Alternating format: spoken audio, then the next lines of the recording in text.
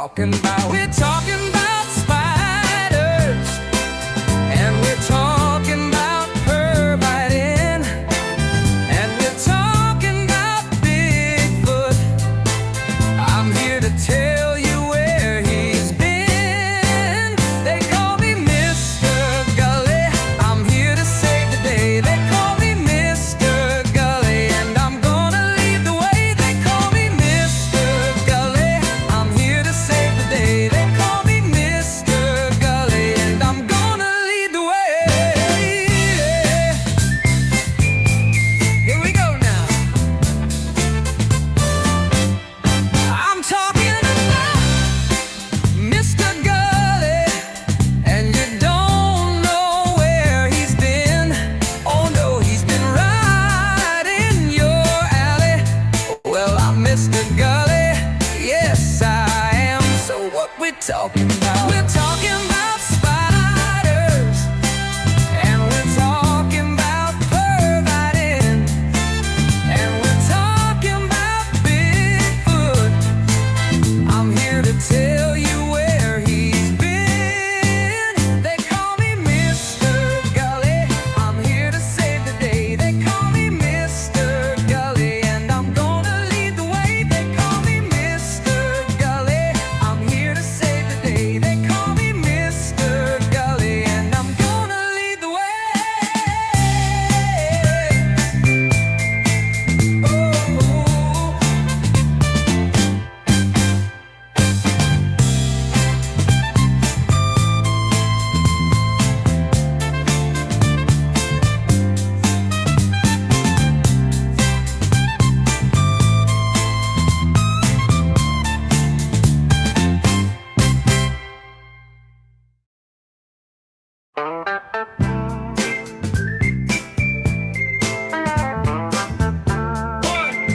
One, two, three, four. They call me Mr. Gulley. I've got something for your ear. Now it might sound kind of funny, but I'll make it very clear. So what we talking about? We're talking about spiders, and we're talking about pervitin, and we're talking about Bigfoot. I'm here to tell you where he's been. They call me Mr. Gulley. I'm here to save the day. They call me Mr. Gulley, and I'm gonna lead the way. They call me Mr. Gulley. I'm here to save the day. They call me Mr. Gulley, and I'm gonna lead the way. Here we go now.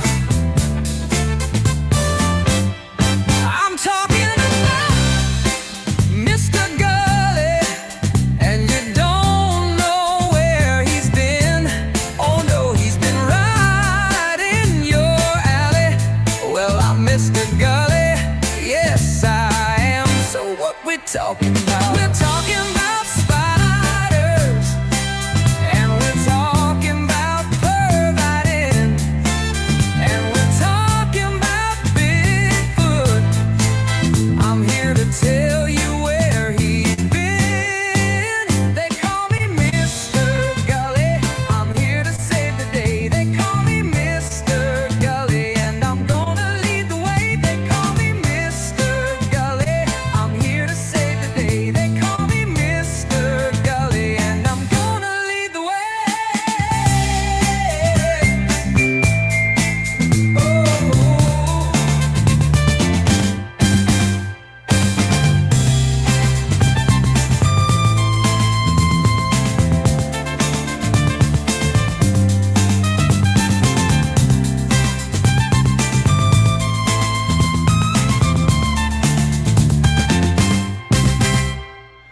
Hey everybody, what's going on? What's hot? What's hip? What's happening? What's shaking? What's going on your Wednesday? That means hump day, yes. And we here at the Tom Gulley Show, as always, hope you are receiving the full, total, and complete amount of hump that you so rightfully crave and you so desperately deserve. Tonight, let me tell you about Elvis Costello, my favorite musician by a long shot. This is going to be a good show, folks. You're going to love this one.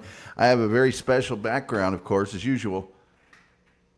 There he is. He looks pretty happy to be on the show, I think.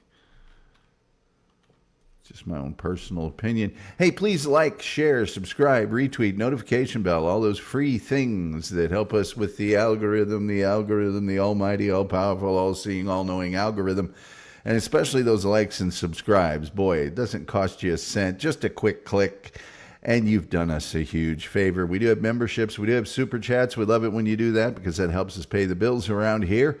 And lastly, if we put the begging bar up, where I shamelessly beg you for things, our merchandise store, all sorts of other things, it will tell you how to turn on your gifted membership so that you might receive from some very generous person one of those memberships that will get you access to the exclusive members only content that I'm way too scared to put out into the public and large. That's what that's for. So please, yes. Let me tell you about Elvis Costello. I'm going to tell a quick story first before I really get into the topic. And then, of course, after the topic, as always, we'll turn on the phone lines and you can call in and tell me all about my shortcomings as a human, which is always a good time.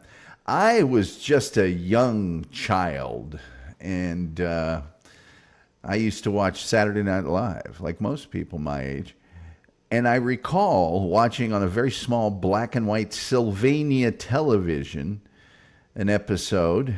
I had no idea of the existence of Elvis Costello, knew nothing about him. And this is a famous moment in American television history and certainly in the history of Saturday Night Live. Elvis Costello came on the screen and started doing a song.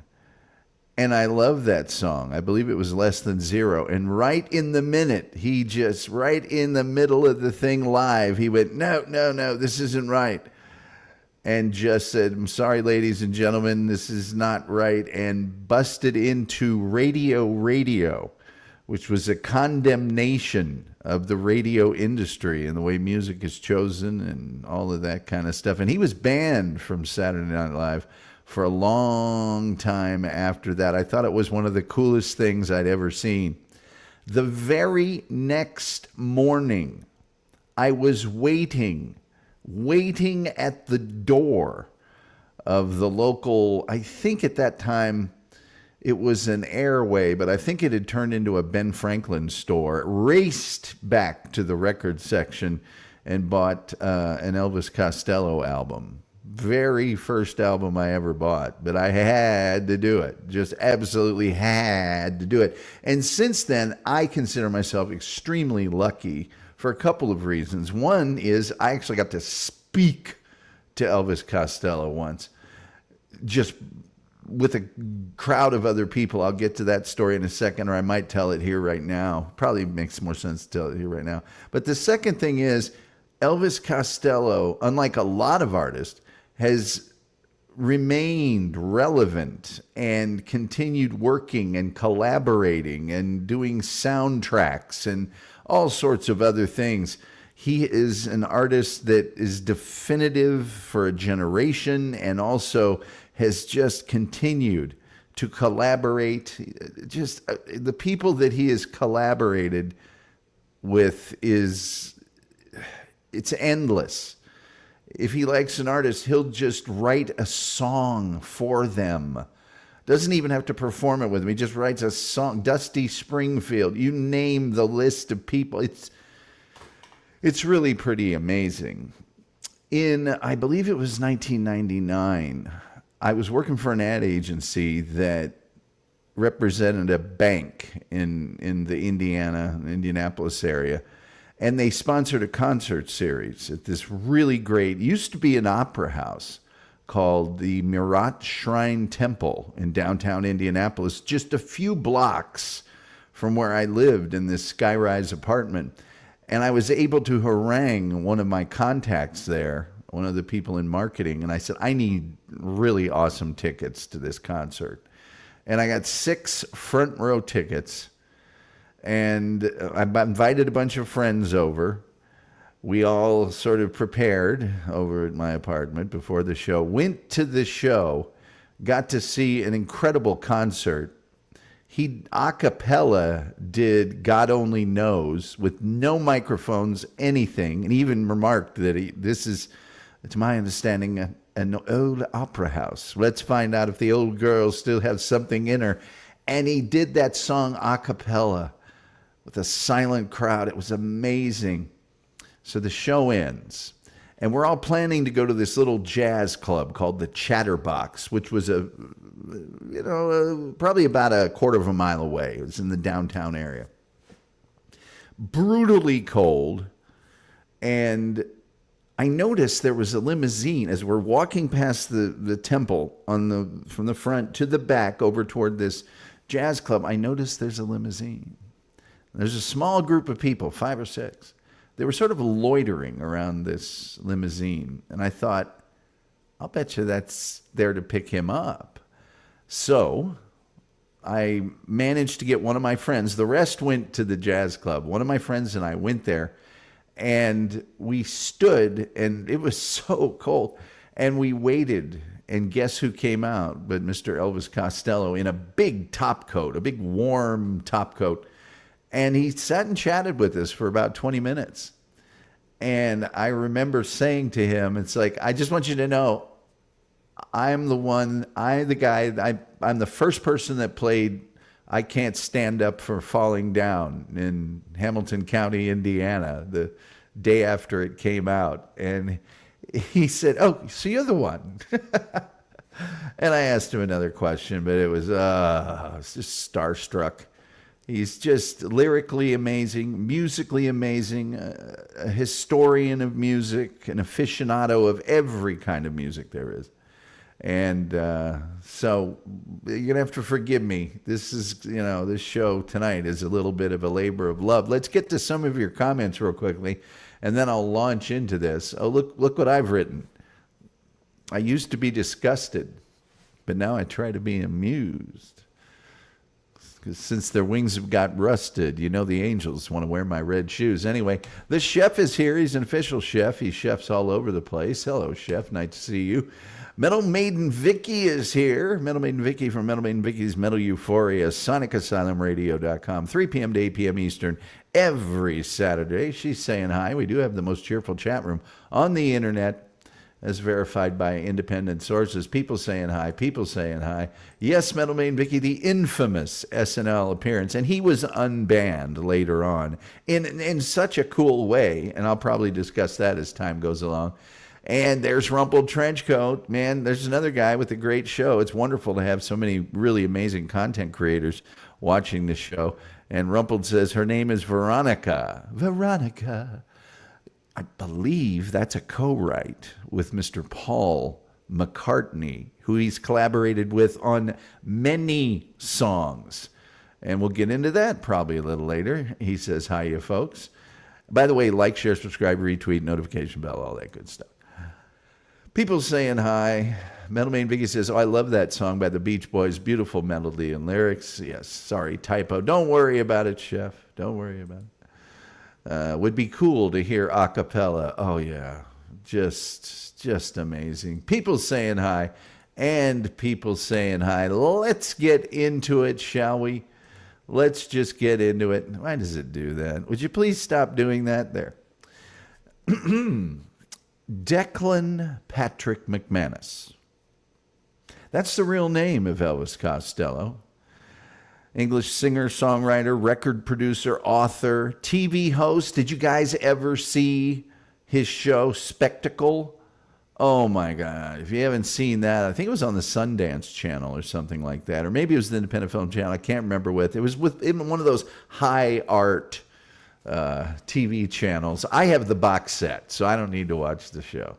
And he had everybody on that show. I'm talking about Sting. I'm talking about Bruce Springsteen. We'll get into it. We'll get into it. According to the Rolling Stone, Elvis Costello reinvigorated the lyrical traditions of Bob Dylan and Van Morrison with the raw energy that was the principal ethic of punk, noting the construction of his songs, which set densely layered wordplay and an ever-expanding repertoire of styles, from country to you name it. His first album, My Aim Is True. Let's put that up on screen, shall we? It might hurt your eyes a little bit, so be careful. His first album, My Aim Is True. There it is. Oh, God, I remember buying that thing. I might as well have spot welded it to my turntable. So amazing. Oh, man. Spawned no hit singles, but it does contain some of Elvis Costello's best-known songs, including Allison and Watchin' the Detectives. His next two albums, This Year's Model and Armed Forces, recorded with his backing band, The Attractions, helped define the new wave genre from late 1977 until early 1980. Each of the 8 singles he released reached the UK top 30. His biggest hit single at the time, Oliver's Army, sold 500,000 copies in Britain. He's had more modest commercial success here. His albums sell very well, but not a bunch of single hits. His albums regularly ranked high on the Village Voice Critics poll. This Year's Model and Imperial Bedroom voted the best album of the year, their respective years. This Year's Model was the album of the year for the Rolling Stone. His biggest hit single in the U.S. reached number 19 on the Billboard Hot 100, and that was what Rumpled Trenchcoat just told us about, Veronica. Is it all in that pretty little head of yours? Oh, God, I could go on forever. Now, Elvis Costello was born into a musical family, so he was raised with a knowledge and appreciation of a huge, repertoire of musical styles, and also had a working knowledge of the inside of the music business. When he started working as a professional musician, that was when punk was the rage in England. So, since then, he's done R&B, he's done country, he's done jazz, he's done Baroque pop, he's done Tin Pan Alley, he's done classical, yes, the Juliet Letters with the Brodsky Quartet. He actually released an album with New Orleans R&B songwriter Alan Toussaint, and The Roots, if you've ever watched Jimmy Fallon's show. He's written more than a dozen songs with Paul McCartney, and he has had a long-running song partnership with Burt Bacharach, and that incredible album. And by the way, you can see the full concert, which I highly recommend. Of course, I highly recommend all this stuff. Painted from Memory. Oh, what an incredible album. He and Burt Bacharach collaborating. He's had his own covers of songs that I mentioned. I Can't Stand Up for Falling Down. A Good Year for the Roses by Jerry Chestnut, a country song. He's known for What's So Funny About Peace, Love, and Understanding, written by Nick Lowe, an early collaborator and producer of his early albums. Nick Lowe, and a fellow member of the legendary Stiff Records label. There's a great documentary that Stiff Records did of a tour through England that you must see. Oh, man. Costello's songs have been recorded by Linda Ronstadt, George Jones, Roy Orbison, Johnny Cash, Dave Edmunds, Chet Baker, and Alison Krauss.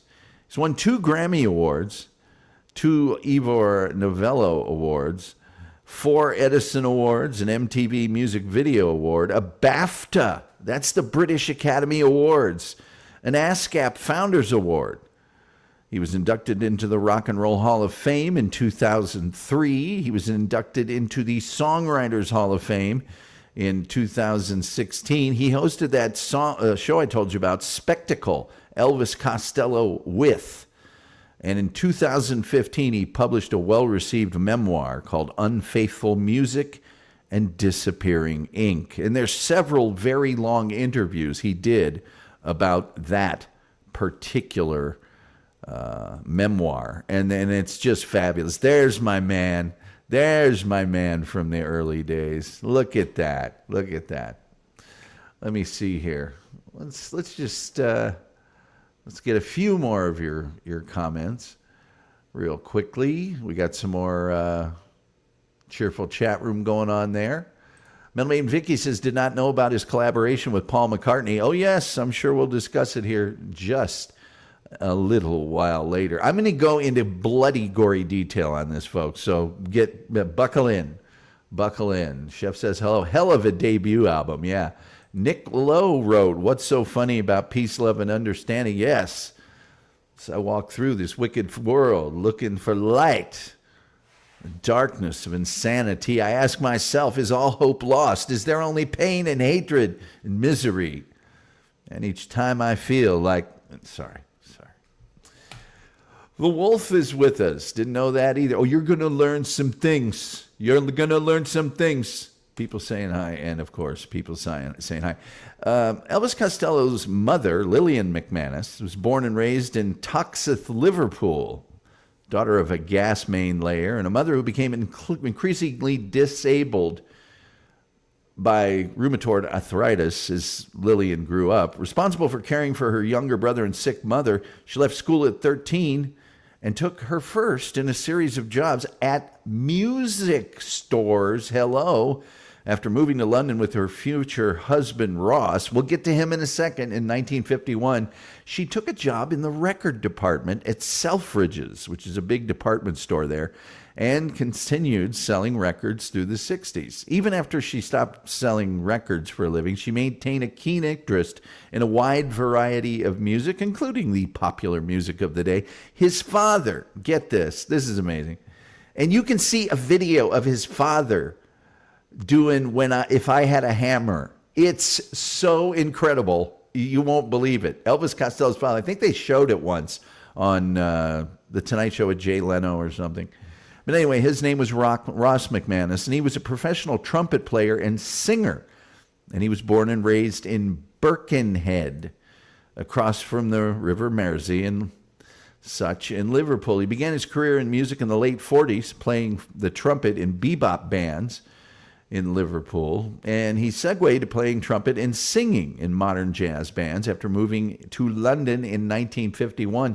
By 1954, he was sufficiently well known for his son's birth, for Elvis Costello's birth, to be announced in the New Musical Express, which is kind of a Rolling Stone-ish magazine over in England. From 1955 to 1968, he was a featured singer in the Joe Loss Orchestra, one of Britain's most popular big bands. He had a solo cabaret act from 1969 into the 90s, playing what they call working man's social clubs in the north of England, Scotland, and in Wales. He recorded for small record labels under a variety of aliases, including De Costello, because Costello is Ross McManus's paternal grandmother's maiden name. He also recorded advertising jingles. In 1973, he sang Secret Lemonade Drinker, a jingle featured in a series of advertisements for R. Whites, with Elvis Costello on backing vocals. Yes. His grandfather, Elvis Costello's grandfather on his father's side, was also a professional musician.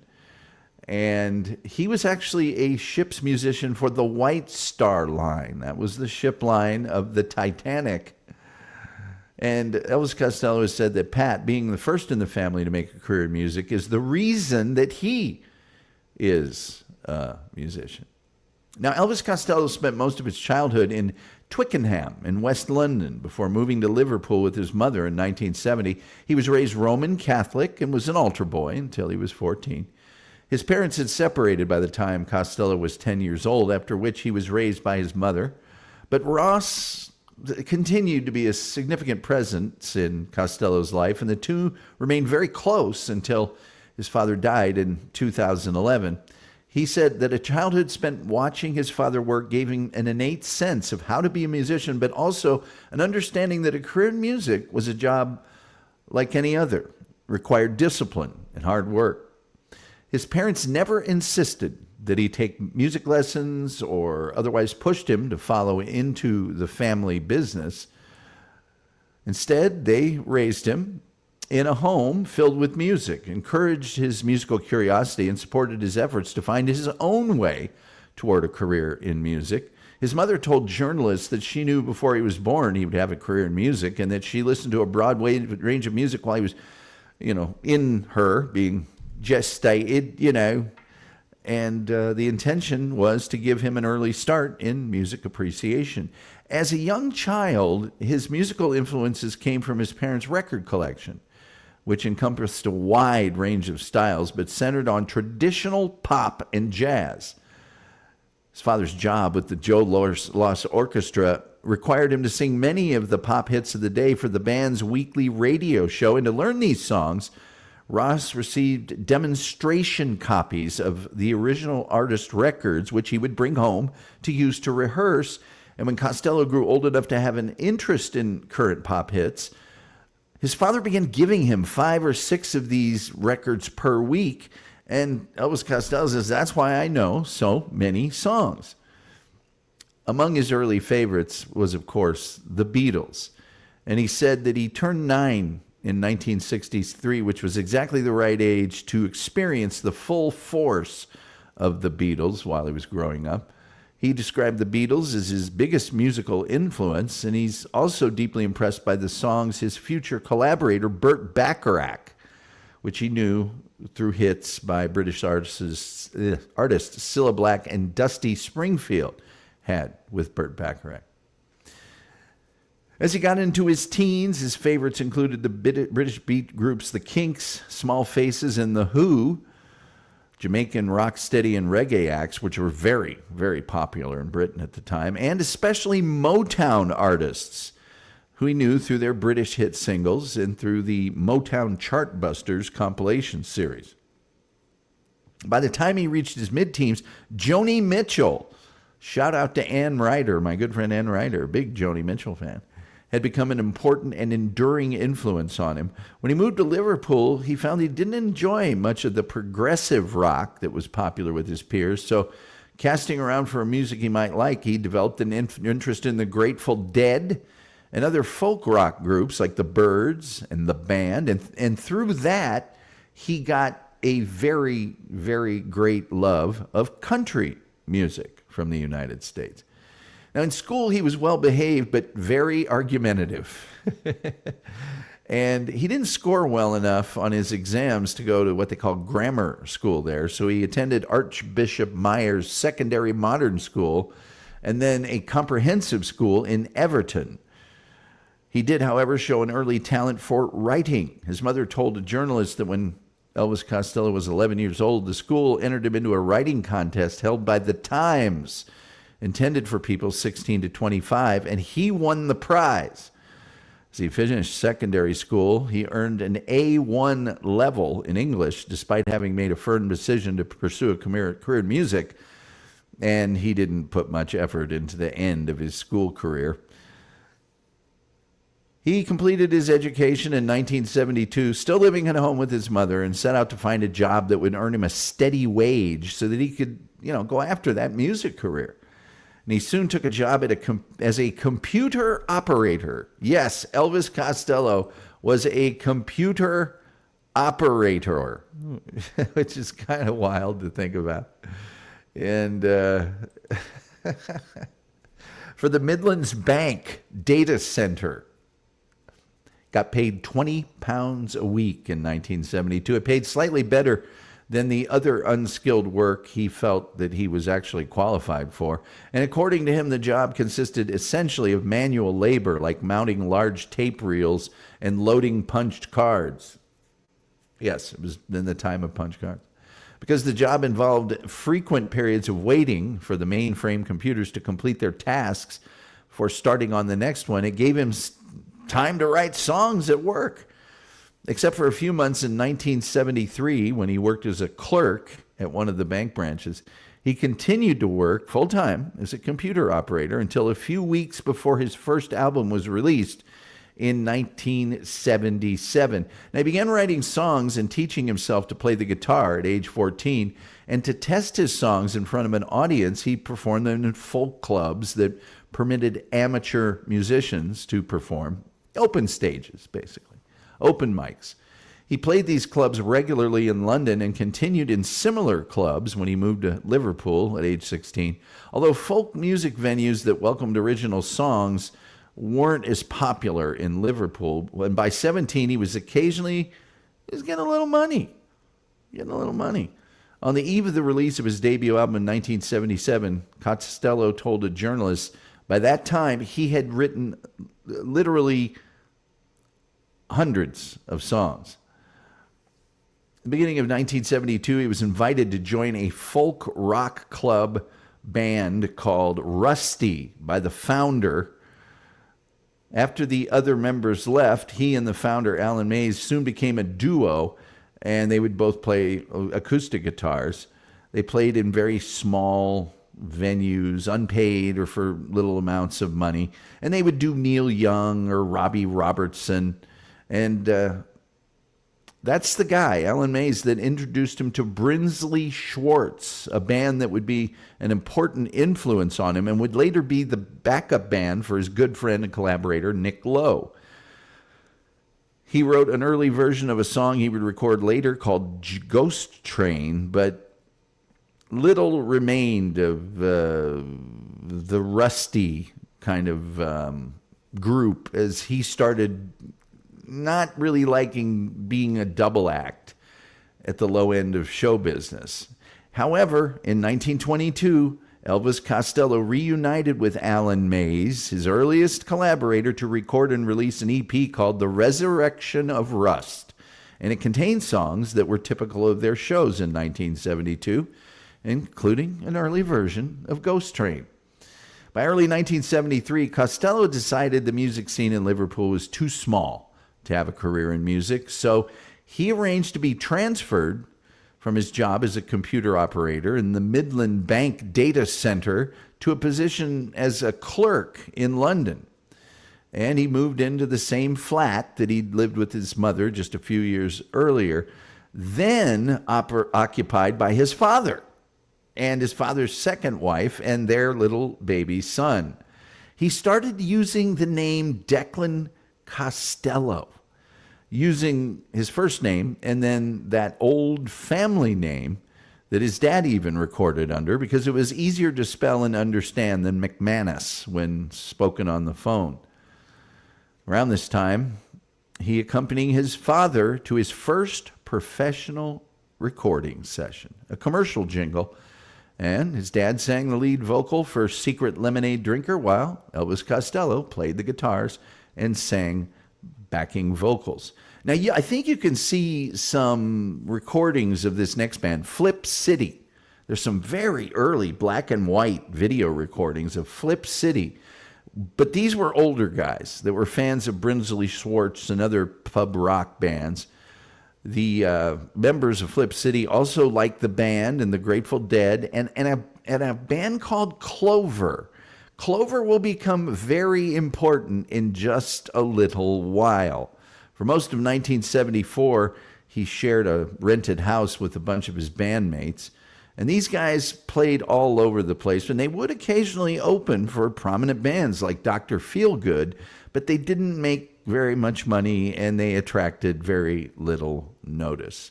Their performances were a mix of his original songs and then a lot of covers.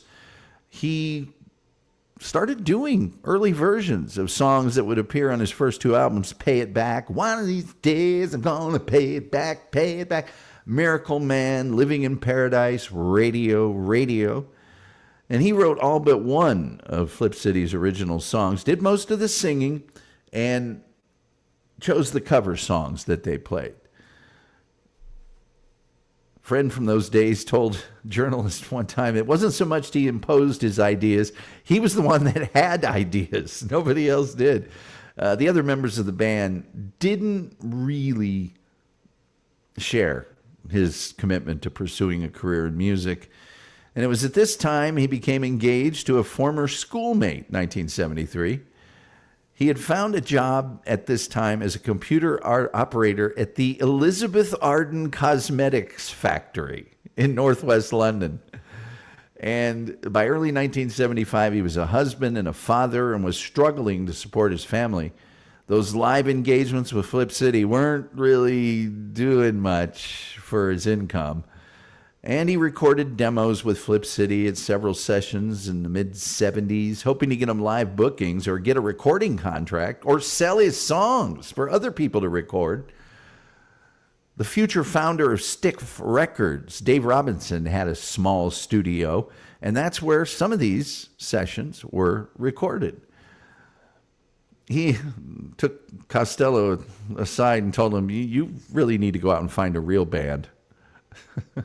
Now, after he became successful, those Flip City demos were widely bootlegged, often misleadingly labeled to imply they were outtakes from the My Aim Is True sessions or affiliated with Stiff Records.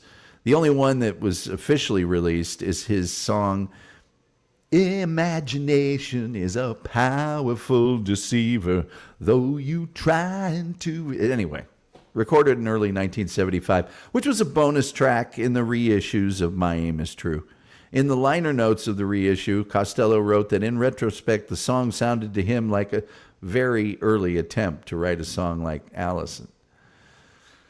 Even before disbanding in 1975 with Flip City, he was writing songs that he did not include in the band's repertoire. And some of these he did as solo demos for Dave Robinson, that studio and Stiff Records founder. He was shopping them around everywhere. In February of 1976, he was booking himself into clubs as a solo act under the name of D.P. Costello, which were his initials and a nickname he was sometimes called by his family. He learned to sing and play guitar very loudly and developed a very forceful stage presence, although he was still playing to very small audiences for little to no money. He started debuting some of the songs that started to get the attention of the music industry, like Mystery Dance and Wave a White Flag, and he included both of those songs on a 6-track demo tape he sent to a London radio DJ named Charlie Gillette, who thought Wave a White Flag was the best of them, and he played several songs from the tape on his radio show that year, the first time any Elvis Costello song received airplay. Now, sometime in 1976, lack of money forced Elvis Costello, his wife, and their toddler little son to move in with relatives near Heathrow Airport on the very far west side of London. And that meant his commute to North Acton, where his job at the cosmetics company took him by the Hoover Building in Penvale. And he was starting to become aware of punk rock, although he didn't really hear any of it until they started releasing records. He was inspired by a song called Roadrunner, with its references to a lot of different places inside the song. And he didn't record the song until 1980, but he regarded his song Hoover Factory, really good song, as an artistic breakthrough. In just the year prior, he'd been trying to imitate songwriters Randy Newman and John Prine. Hoover Factory, he later recalled, got him through the door to a different, less ingratiating way of speaking in his songwriting. The next song he wrote was Radio Sweetheart, which would become the B-side of his first single. Play one more for my radio sweetheart. Hide your love, hide your love. Anyway. All right, let's get to some of your comments, and then we will get to the first big breakthrough. By the way, this show is going to take a long time. If you would please like, please share, please retweet, please notification bell, especially the subscribes and likes. They don't cost you anything. They help us out a lot with the algorithm, the almighty algorithm. Maybe he'll write a song called The Algorithm. I don't know. We do have super chats. We do have memberships. We love it when you do that. They really do help us pay the bills around here. And then turn on those gifted memberships. Tells how at the bottom of the screen. So let's see here.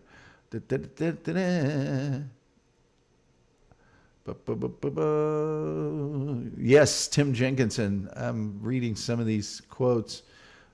People saying hi. Tim Jenkinson says all the best musicians come from the UK. Well, a lot of the best ones do, and my favorite one does. So Of course, they're all indebted to our rock and roll history here in the United States. But Blackberry Dr. Pepper Zero. Ladies and gentlemen, the taste sensation that's sweeping the nation.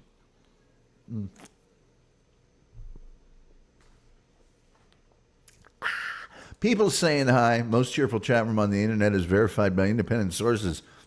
This will be a long show, Tom. You have so much to cover. I know. It's half an hour in. We're just getting to his first album. It's going to be so good, though. You guys are going to love this. I wish I could play some of this music. I wish I could play like 10 to 15 seconds of all these songs, but I can't because, people saying hi. People saying hi. People saying hi. People saying hi. People saying hi. Funky Bronco says today's show is very good. Thank you, Funky Bronco. I appreciate that. He was pleased as pie on the surface, but very pugnacious underneath. Mellowing Vicky says, I saw the Kinks in early 80s. We had the very last row at Madison Square Garden, but we didn't care. Concert was so much fun. Still have my T-shirts from the concert. I got an Elvis Costello shirt on. I tried to find, and I have it here somewhere. I went his first tour of America. I was too young to get in, but I snuck into the Vogue in Indianapolis and got a Sunshine Promotions Elvis Costello shirt that I still have. Coach Mike says, hello to all my friends in the chat. Hey, Tom. Tim Jenkinson says, I was watching an old BBC show today. It was about Soho in London where they interviewed a stripper. She only got £6 a day. That's not even minimum wage for an hour now. People saying hi. People saying hi.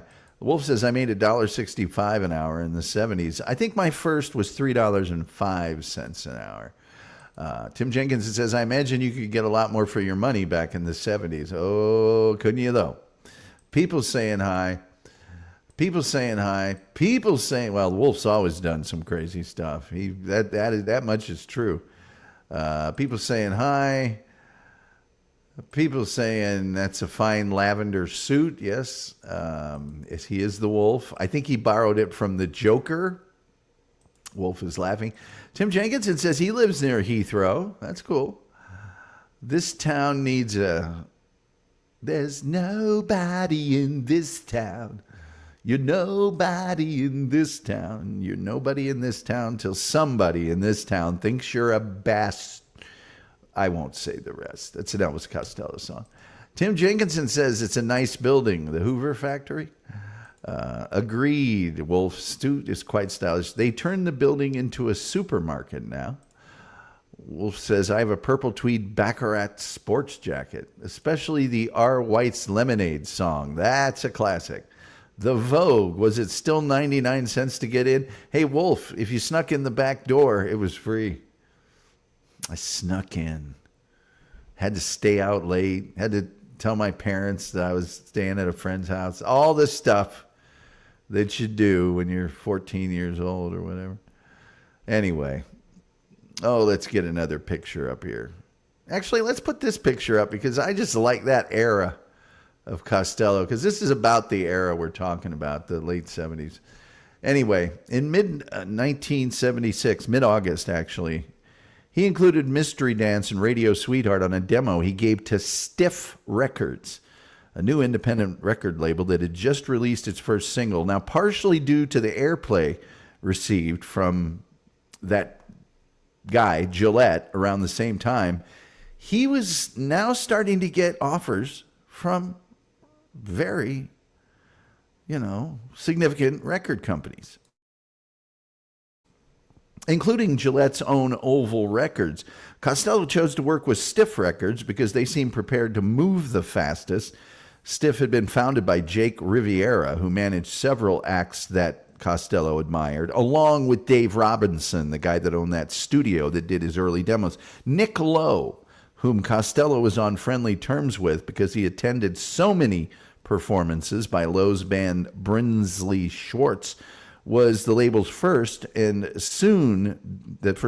and soon became its in-house producer. So that's the start of his partnership with Nick Lowe. Cruel to Be Kind is probably the Nick Lowe song most Americans know as a hit from back in the day. Following a successful test session in mid-September at Pathway Studios, an inexpensive studio in North London, Stiff agreed to finance more sessions with Costello and Clover, an American country rock band from Marin County, California. Now, I'm just going to mention this. Clover was the backing band for his first album, My Aim Is True, right? Clover was missing one person on those tracks. That was their lead singer, Huey Lewis. And the band Clover, a few members of that band became part of the News, of Huey Lewis and the News. Yes, he did a lot of rehearsing where Clover was living at the time, and then they would go record the songs the next day. He still held a full-time office job, so sessions were spaced over several weeks to accommodate his work schedule and the very tight finances of the fledgling Stiff Records label. My Aim Is True was recorded and mixed in 6 4-hour sessions for a total cost of £1,000. The final mix was completed in late January 1977. Producer Nick Lowe, recording engineer Barry Farmer, and Clover bassist John Ciambatti have all said they found Costello confident, well-prepared, and mature beyond his years during the making of the album. By February of 1977, the label's two founders, Riviera and Robertson, who are now Costello's managers, had given him his new stage name, Elvis. Now, this reference to Elvis Presley, you can't imagine it now. But at the time, Elvis was still alive, and they did it just to get attention. Elvis Costello neither particularly liked nor disliked Elvis Presley, because Elvis Costello had seen his father Ross work under a variety of stage names. He gave little thought to changing his stage name. Riviera and Robinson also helped give Costello a distinctive appearance that contrasted with the ideas of how pop stars looked. They swapped the unobtrusive rimless glasses Costello had worn to correct astigmatism since he was a teenager with a pair of large black Buddy Holly-like frames, and then sort of the working man's shoes, the black jeans, and then the suit on top. Costello's first single, Less Than Zero, was released at the end of March in 1977. It got a few brief, mixed reviews in the press, so didn't sell many copies. Two other singles, Allison and The Angels Wanna Wear My Red Shoes, also did not do that well. Allison, of course, is now regarded as an amazing classic and a ballad like no other. However, Costello is getting increasingly prominent positive coverage in the British music press. My Aim Is True had been completed since the end of January, but its release was delayed, first because Stiff had wanted to release records by other artists who seemed more tied to the trends at the time, and because of legal difficulties with their distributor, Island Records. So it wasn't released until July of 1977. 2 weeks later, Elvis Costello left his job as a computer operator at Elizabeth Arden on the condition that Stiff pay him, as an advance on future royalties, a regular stipend equal to the wages he'd been earning at that sort of low-paying job. In mid-1977, Elvis Costello held auditions for a bassist and a keyboardist for a backing band for a tour to promote My Aim Is True. And he didn't want as elaborate a sound on the tour as he had on the record. He wanted something much more sparse.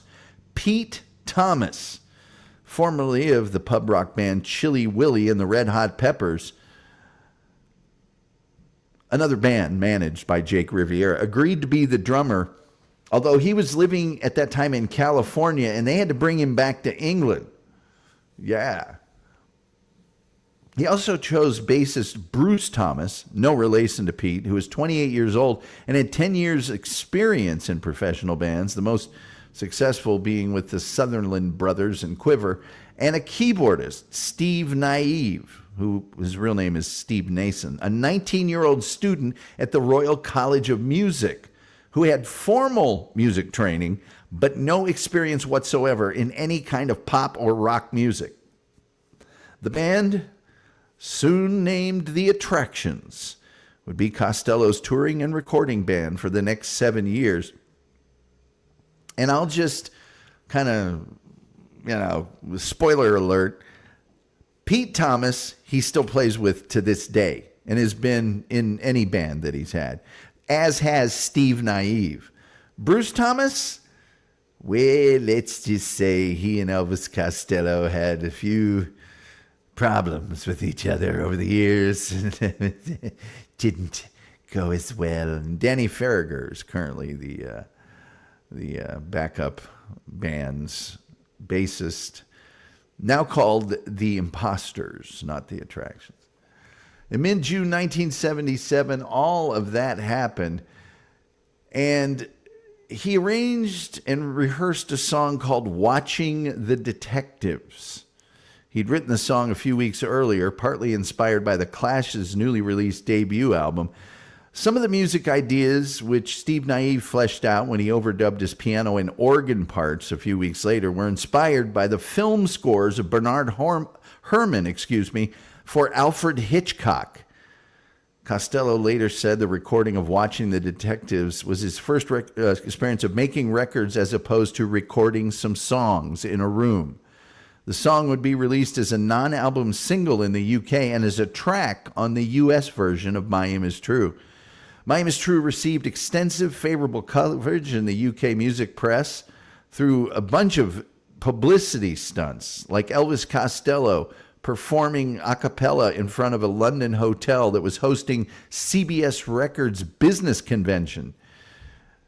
The album reached number 14 on the UK albums charts within just a few weeks of its release, and Watching the Detectives, which was released in mid-October, reached number 15 on the UK singles chart, becoming Costello's first single to chart in any country. This was also the first of an unbroken streak of 8 Elvis Costello singles to reach the UK top 30. When he began touring the U.S. in mid-November, he received prominent coverage in the U.S. press, even though he played venues holding fewer than 1,000 people, like the Vogue in Indianapolis. By this time, he'd signed to Columbia Records, due partially to that publicity stunt, who released My Aim Is True in the U.S. in early November. The album gradually climbed to number 32 on the U.S. Billboard album, LP, and tape chart, and was named among the best albums of the year by U.S. music critics. In mid-December, Elvis Costello and the Attractions appeared on Saturday Night Live, where they angered the show's producer by unexpectedly playing a then unrecorded song, Radio Radio, during the live broadcast, which I told you about earlier. By late 1977, he had moved from Stiff Records to Radar Records, a new label founded by an associate of Jake Riviera. Riviera had split from Dave Robinson and was now Costello's sole manager. For the next year and a half, Costello's records were released on Radar in Britain. His next album was This Year's Model, and he recorded that album with The Attractions. All right? With The Attractions he did, and it was produced by Nick Lowe. It was recorded at Eden Studios in West London in 11 days. Inspirations included 60s beat groups like The Who, The Kinks, and The Small Faces, as well as contemporary acts like The Talking Heads. But his biggest influence was the Rolling Stones album Aftermath. He called This Year's Model a ghost version of Aftermath, and This Year's Girl was an answer song to the Rolling Stones' Stupid Girl. Most of the songs on This Year's Model were written while Costello was still working in that full-time office job, so he had all of this material still just waiting to burst forth. Among them was I Don't Want to Go to Chelsea, which was released as the album's first single in March of 78, reaching number 16 on the UK singles chart. The second single, Pump It Up, Until You Can Feel It, reached number 24. And that was written later, while Costello was still on tour with other stiff acts, in reaction to what he later recalled his first exposure to idiotic rock and roll decadence. Upon release in March, This Year's Model entered the UK albums chart at number 4. The US version of the album dropped I Don't Want to Go to Chelsea, a night rally, a song written in response to the rise of the British National Front. It's a fascist organization. And they replaced them with Radio, probably because of this stunt on Saturday Night Live. The US release reached number 30 on the Billboard chart, but it spent fewer weeks than My Aim Is True. Radio was released as a non-album single in the UK, where it reached number 29. This Year's Model was highly praised by critics in the US and the UK. Melody Maker called it an achievement so comprehensive, so inspired that it exhausts superlatives. The New Music Express said pretty much the same things. Rolling Stone named it among the best 5 albums of 1978. For the 7 months following the completion of This Year's Model, Costello and the Attractions continued touring Britain, Europe, and North America, playing much larger venues. In July of 1978, he performed at a huge Danish festival, topping the bill with 3 other artists and performing the song Oliver's Army that would become his biggest hit in the UK. That was followed by Armed Forces, his third album, produced again by Nick Lowe, but Costello had a much greater say and creative control on this album. Its influences came from the music they listened to while they were touring. Once again, the Berlin-era records of David Bowie and Iggy Pop and ABBA, or ABBA, depending on where in the United States you're from, and Kraftwerk. He later said that Armed Forces was his first album of songs he wrote with an awareness of having an audience. Before then, he never thought he would have an audience. The album was originally going to be called Emotional Fascism. He played to an audience of 150,000 in Brockwell Park, South London, as part of the second Rock Against Racism Festival. And then he began touring the world. Armed Forces debuted at number 2 on the UK album chart and spent 28 weeks on the chart. In the US, it spent 25 weeks, peaking at number 10 in mid-March. And the cover of What's So Funny About Peace, Love, and Understanding by Nick Lowe was on that album. As the second single, Accidents Will Happen. That song reached 28 in the UK. It charted higher than any of his previous singles. Albums did well, singles not so well. The concert tour promoting Armed Forces was full of bad publicity. We won't get into that too much, but there's a lot of bad publicity. In June, he had a hit as a songwriter when Dave Edmunds released his recording of Girls Talk, which was a song Costello had written but not yet recorded, and that reached number 4 on the UK singles chart. Just briefly, going through the 80s, okay? He released Get Happy, which was based on vintage American soul music and kind of a Motown feel. I Can't Stand Up for Falling Down was the biggest single off that album. In January of 1981, he released Trust, and that was when he was having some problems with the Attractions. Some band problems were, starting to occur. He also produced the Squeeze album, East Side Story, and performed backing vocals on the group's hit single, Tempted by the Fruit of Another. You can distinctly hear Elvis Costello singing on that track. October saw the release of Almost Blue, a cover album of country songs. Nobody could believe it. He did country songs. Now, a few of the country songs he did in Elvis Costello fashion, like Why Don't You Love Me Like You Used to Do. But he also did Merle Haggard's Tonight the Bottle Let Me Down, Graham Parsons' How Much I Lied, George Jones' Brown to Blue, and that got mixed reviews. In fact, in the UK, it bore a sticker on the album warning this album contains country and Western music and may cause a radical reaction in narrow-minded listeners.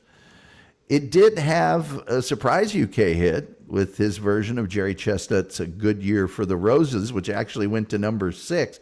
Costello had been an avid country music fan and has cited George Jones as his favorite country singer, and he had appeared on the George Jones duet album, My Very Special Guest, with Stranger in the House, which they later performed together on a 1981 HBO special dedicated to George Jones.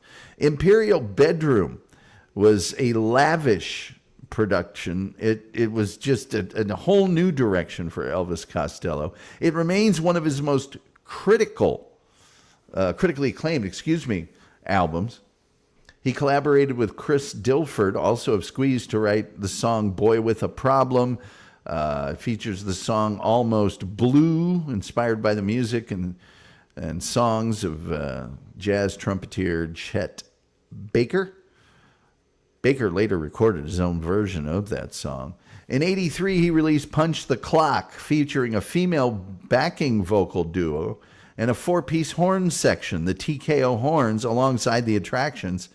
And that's when, Every Day I Write the Book came out, which was a big MTV hit. He released Pills and Soap, an attack on the changes in British society brought on by Margaret Thatcher. Yeah. Punch the Clock, I mentioned, international hit with Every Day I Write the Book. Tensions within the band at this time, notably between Elvis Costello and, as I mentioned earlier, the bass player, Bruce Thomas, were beginning to tell. And Costello announced his retirement and the breakup of the group shortly before they were going to record Goodbye Cruel World in 1984. He later expressed disappointment with the final production of the album, describing it as probably the worst record I could have made with a decent bunch of songs. The record was poorly received upon its initial release, and the re-release inside of it, it just says, "Congratulations, you've just purchased our worst album." His retirement was short-lived, and there were 2 compilation albums, including the best of Elvis Costello and the Attractions, and he provided the song Only Flame in Town with Daryl Hall in the U.S. release of Goodbye Cruel World. In 1985, he appeared at the Live 8 benefit concert. God, I never will forget this. Singing the Beatles' All You Need Is Love by himself. And he introduced the song as an old Northern English folk song and invited the audience to sing the chorus. That year, he also produced Rum, Sodomy, and the Lash for the Irish punk band, the Pogues. He was married to one of the members of the Pogues at this time. Sang with Annie Lennox on the song Adrian from the Eurythmics album Be Yourself Tonight.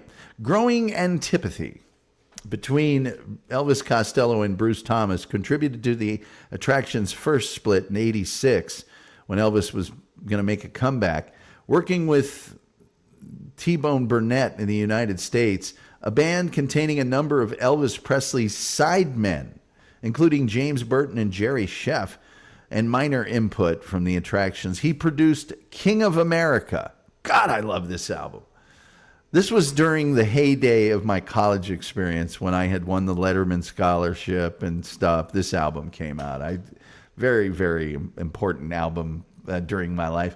It was billed as performed by the Costello Show, featuring the Attractions and the Confederates. Around this time, he legally changed his name back to Declan MacManus, adding Aloysius in as an extra middle name. He retooled his upcoming tour to allow for multiple nights in each city, playing one night with the Confederates, one night with the Attractions, and one night solo acoustic. There you are. Later that year, he returned to the studio with the Attractions and recorded Blood and Chocolate, which was lauded for a post-punk fervor not heard since 1978's This Year's Model. Also marked the return of producer Nick Lowe, who had produced the first 5 albums for Elvis Costello. Blood and Chocolate didn't have a single hit of significance. It did produce one of his signature concert songs, I Want You.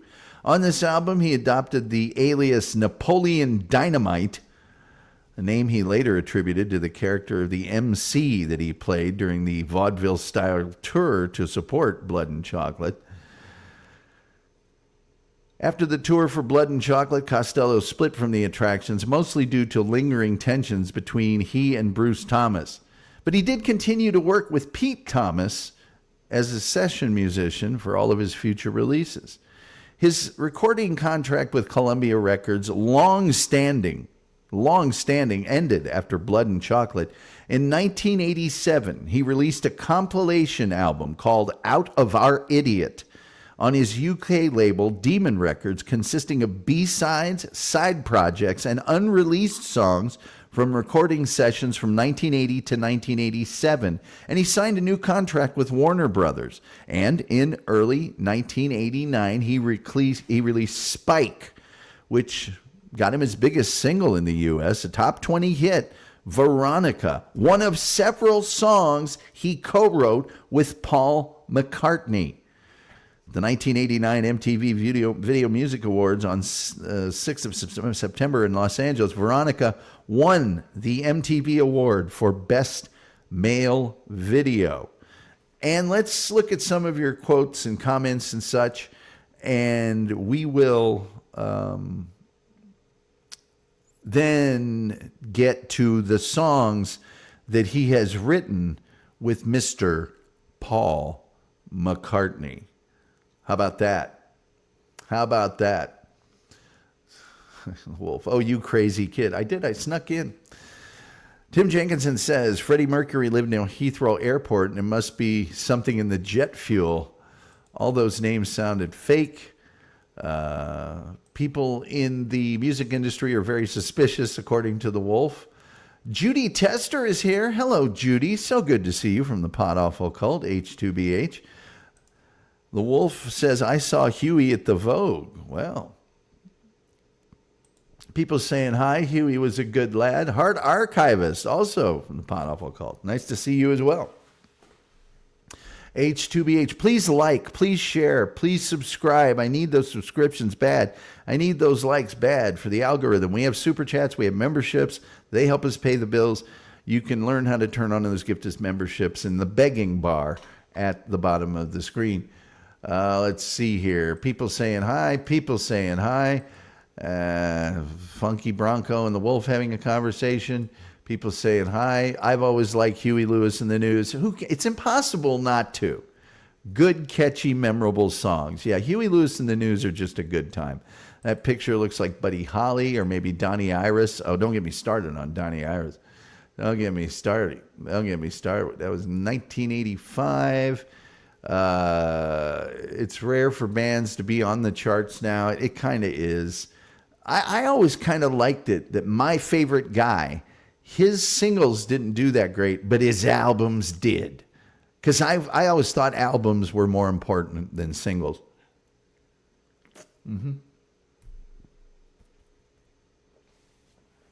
That's what I want. Huey didn't go solo. He just, because Elvis was recording the tracks, there's no place for him.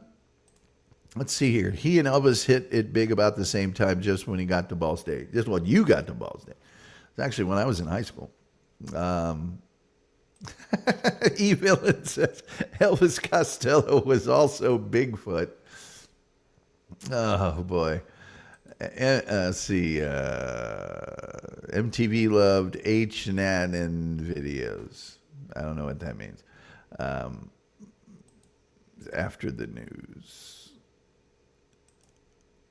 You know, Funky Bronco, I'm just going to continue skipping your stuff. I'm not going to ban you, but, you know, that is funny, E-Villain. People saying hi. Let's see here. My sister Lori loved Kraftwerk. She also really liked Elvis Costello. I'm sure she would have tuned into this episode when we would have loved having her. She was always awesome to have around. Very positive, always. Squeeze, great band and fun word to say. I have a bunch of the Squeeze. Squeeze is really good. Evelyn says the bottle always lets you down. That's for sure. Dire Straits has some songs bordering on country. They do. Shane McGowan could be an interesting person to cover. I will take that under advisement, Mr. Jenkinson. Oh, Rumpled Trenchcoat, you are just the man. He has gifted 5 Tom Gulley Show memberships. Thank you so much. We do have those memberships and stuff. You're getting the point for that. You're getting the point. Trying to think if there's something Elvis Costello-ish I could say or do to pay tribute to you a little bit more. But anyway, thank you so much. I don't know who got them. I'll check after the show, but they're lucky people. Melmaid Vicky says, nice Rumpled. Nice. Blood and Chocolate is a vampire film. That too. E. Villain says, H2BHing. Yes, we're all H2BHing. Let's see here. Melmaid Vicky says, that's funny. I meant to say Huey Lewis in the news, but tried to abbreviate. Yeah, I'm not that hip. I'm just not that hip. Let me put King of America back up here. Well, let me see if I've got anything else. I do. I'll just put this up here for fun. I'll put that up here for fun.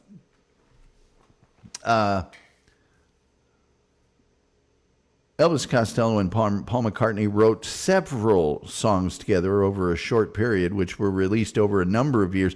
Both of them have spoken about their songwriting collaboration, which they both enjoyed immensely, and they discussed their working partnership. It's really cool to hear those interviews. Back on My Feet, the B-side of McCartney's 1987 single Once Upon a Long Ago, later added as a bonus track on the 1993 reissue of McCartney's Flowers in the Dirt.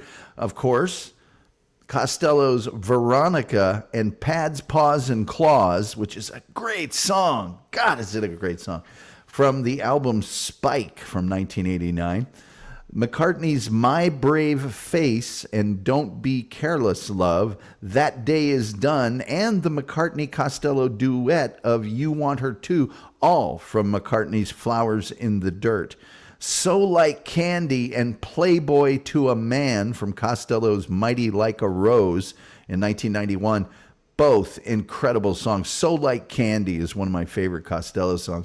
The Lovers That Never Were and Mistress and Maid from McCartney's Off the Ground in 1993. Shallow Grave from Costello's All This Useless Beauty in 1996. Costello's also issued demo solo recordings of Veronica, Pads, Paws, and Claws, Mistress and Maid. 2 other McCartney-Costello compositions remain officially unissued while existing as widely bootleg demos. Tommy's Coming Home and 20 Fine Fingers.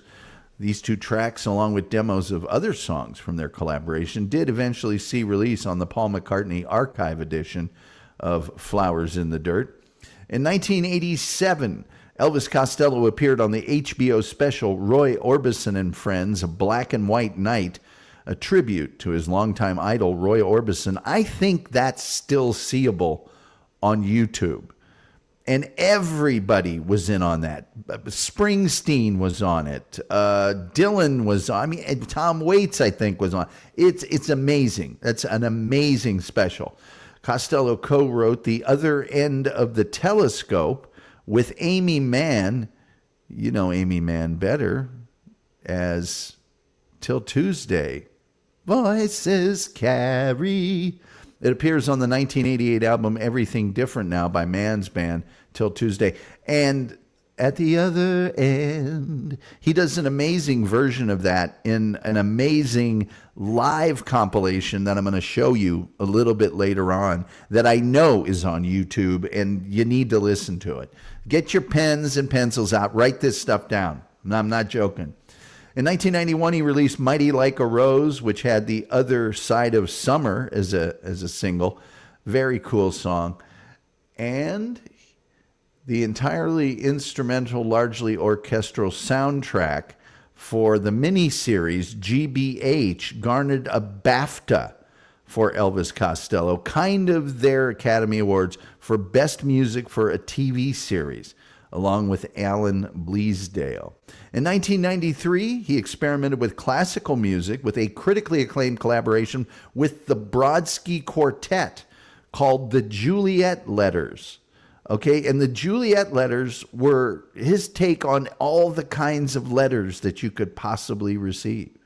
A love letter, a letter from a lawyer. It's just kind of cool. He returned to rock and roll the following year with the project that reunited him with the Attractions' Brutal Youth. In 95, he released Kojak Variety, and that was just an album of cover songs recorded earlier. And in 1996, he recorded All This Useless Beauty. And one of the songs from that was on the Sopranos. Complicated Shadows. Very good song. Very good song. By the way, this is the final album to complete his contract with Warner Brothers. Also his final album with the Attractions. In 94, he sang They Can't Take That Away From Me with Tony Bennett for MTV Unplugged, appearing on the album released from the broadcast. In the spring of 1996, he appeared in a series of intimate club dates backed only by Steve Naive. And that's this.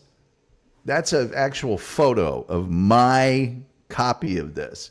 And it's a lot of people, it's called Costello and Naive, but it's really a lot of people call him Costello a Naive in America. LA, San Francisco, Chicago, Boston, and New York are the 5 CDs that are in this little box. They're all live, okay? This is amazing. And you can just type in Costello and Naive. You will eventually see this artwork on YouTube, and it's got the whole spiel on it with his introductions to the songs. It's really incredible. I'm going to listen to it. I've been listening to it all week while I work. And I do this probably once a year. It's amazing.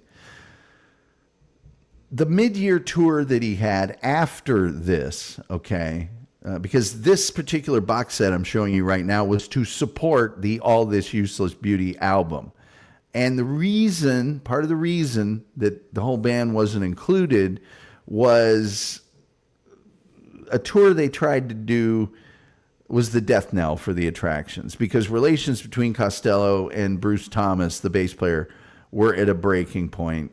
And he said, this is our last tour with the Attractions. And those 4 performed their last show together in Seattle, Washington, before wrapping up in Japan.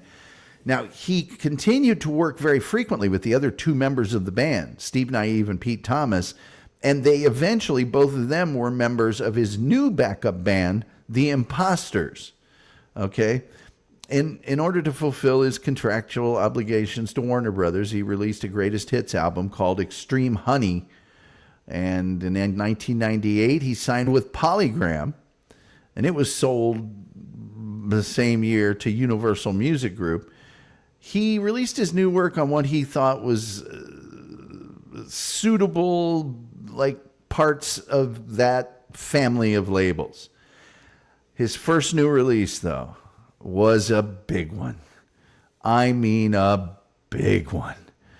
It was a collaboration with Burt Bacharach.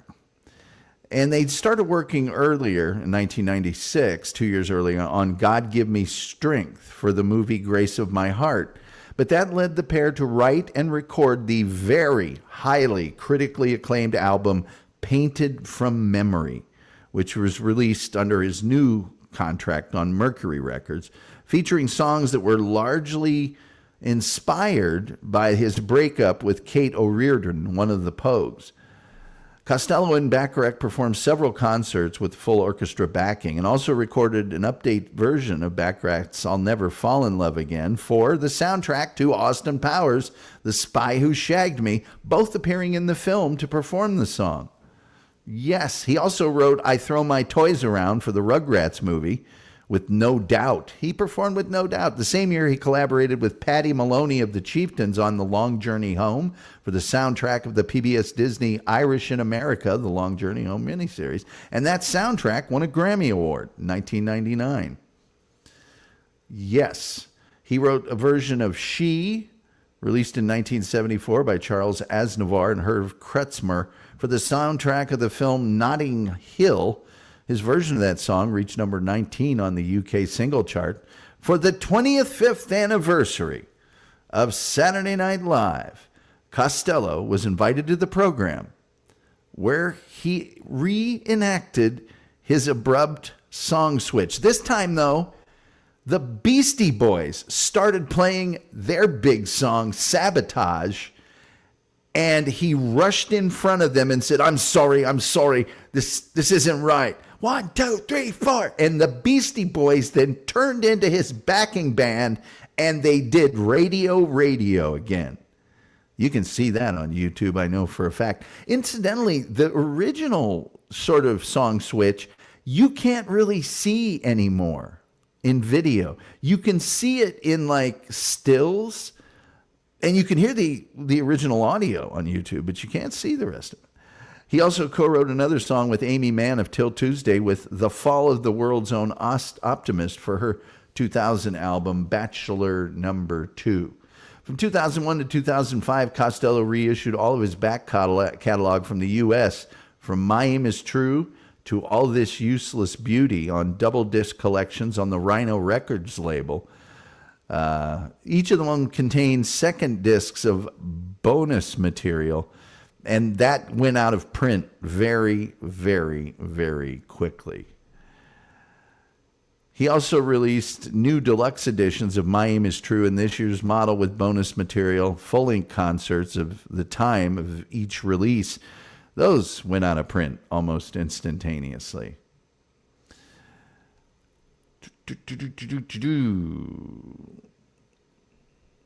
His new band, The Imposters, was essentially The Attractions, but with a different bass player, Davey Farragher, formerly of Cracker. And Davey there, he has a much better singing voice. I don't think Bruce Thomas ever sang. Davey Farragher actually can join in on backing harmonies. So in February of 2003, Elvis Costello, along with Bruce Springsteen, Steve Van Zandt, and Dave Grohl, performed a version of the class's London Calling at the 45th Grammy Awards in honor of Joe Strummer, who had died the previous December. And in March, Elvis Costello and the Attractions were inducted into the Rock and Roll Hall of Fame. In May, he announced his engagement to Canadian jazz singer and pianist Diana Krall, torch singer, very, very good singer, who he'd seen in concert and then met backstage at the Sydney Opera House. That September, he released an album called North to huge critically acclaim. And it was basically piano ballads concerning his falling in love with Diana Krall. The song Scarlet Tide, written by Costello and T-Bone Burnett and used in the film Cold Mountain, was nominated for an Academy Award, and he performed it at the awards ceremony with Alison Krauss, who sang the song on the official soundtrack. He wrote many of her songs for her 2004 CD Girl in the Other Room, and there you are. His first full-scale orchestral work, Il Sogno, was performed in New York. The work, a ballet based on Shakespeare's A Midsummer Night's Dream, was commissioned by the Italian dance troupe Alterbello and received critically acclaim from classic music critics. Performed by the London Symphony Orchestra, conducted by Michael Tilson Thomas. The recording was released on CD by Deutsche Grammophon.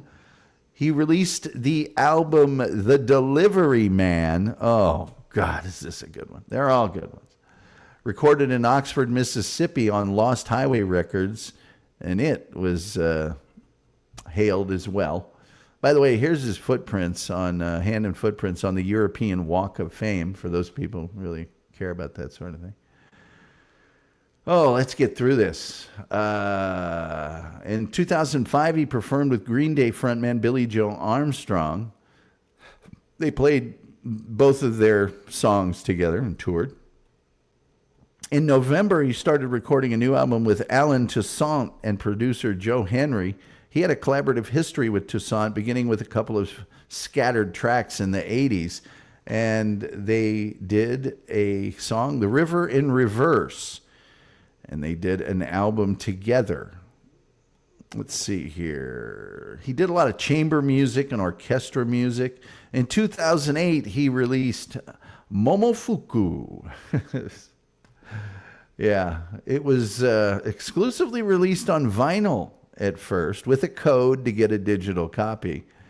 And he toured with the Police on the final leg of their 2007, 2008 reunion tour. What do you think about that? Yeah. Oh, yeah.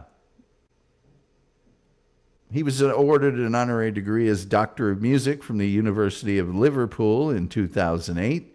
He was featured on Fall Out Boy's 2008 album, Folle Dieu, providing vocals on the track What a Catch, Donnie. He appeared in Stephen Colbert's television special, A Colbert Christmas, The Greatest Gift of All. In the program, he was eaten by a bear, but later saved by Santa Claus. He also sang a duet with Colbert. That's back when Stephen Colbert was funny. He released Secret, Profane, and Sugarcane, a collaboration with T-Bone Burnett in 2009. He made a surprise cameo appearance on stage at the Beacon Theater as part of Spinal Tap's Unwigged and Unplugged show, singing their fictional 1965 hit, Give Me Some Money. Our room count has dropped to nothing. I'm sorry. He released National Ransom in autumn of 2010. He paid tribute to musical legends Chuck Berry and Leonard Cohen at a performance for the Presidential Library. I actually have a photo of that. At the Presidential Library, JFK Presidential Library in Boston in 2012. He released Wise Up Goats with the Roots in 2013. He got an honorary doctorate of music from the New England Conservatory in 2013. He played the ukulele, mandolin, and guitar, and adding backing vocals in Diana Krall's 11th studio album, Glad Rag Doll. On Government Mule's album Shout, released in 2013, he sang the track Funny Little Tragedy. I'm telling you what. He performed with Larkin Poe during the 2016 Detour tour. He released his first studio album in 5 years, Look Now, in 2018. It features 3 songs co-written with Burt Bacharach, 1 co-written with Carole King. Yes, Carole King. He was appointed Officer of the British Empire, Officer of the Order of the British Empire, OBE, in the 2019 birthday honors for services to music. This next thing is really cool.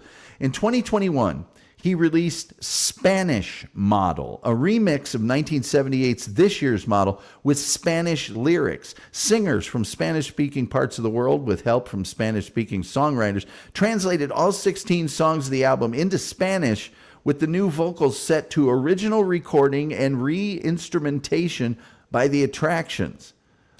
That just is killer cool. Let's see here. Performed on the Graham Norton Show in 2022. One of these talk shows was with Priscilla Presley, and she allowed him to play Elvis's guitar, his acoustic guitar, and he did Allison and another song on there. In November of 2024, Elvis Costello and T-Bone Burnett issued a scripted comedy audio series on Audible directed by Christopher Guest as the Coward Brothers, characters they created in the 1980s. Guest appearances by Harry Shearer as the radio host interviewing the two, along with Stephen Root and some others. Oh boy, he's actually written about music for the Hot Press, Details, Mojo, Musician, New Music Express, Rolling Stones, Vanity Fair. He's also written several articles about what the British call football, what we call soccer.